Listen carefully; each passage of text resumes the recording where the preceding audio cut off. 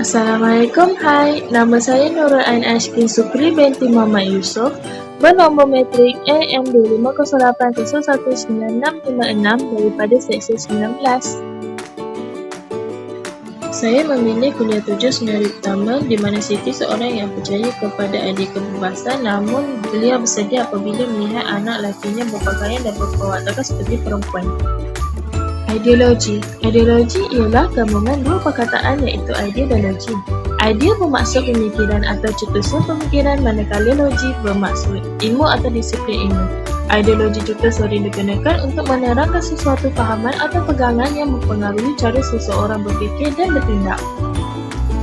Modernisme bermaksud fahaman yang menekankan penggunaan akal, sains dan rasional untuk mencari kebenaran dan mencapai kemajuan dalam masyarakat. Ciri-ciri modernisme ialah percaya kepada kebenaran yang jelas dan rasional, menekankan ilmu, sains dan kemajuan, menggunakan logik dan kajian ilmiah untuk memahami dunia, dan akhir sekali mempunyai prinsip dan struktur yang lebih tetap.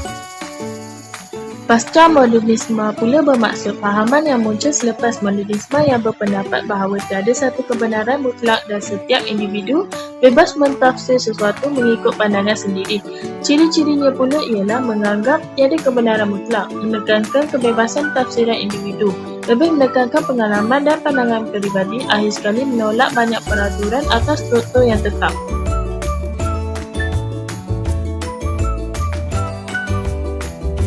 Jawapannya ialah sebagai seorang ibu, Siti perlu menjelaskan kepada anaknya bahawa kebebasan bukan bermaksud seseorang boleh melakukan apa sahaja tanpa batas.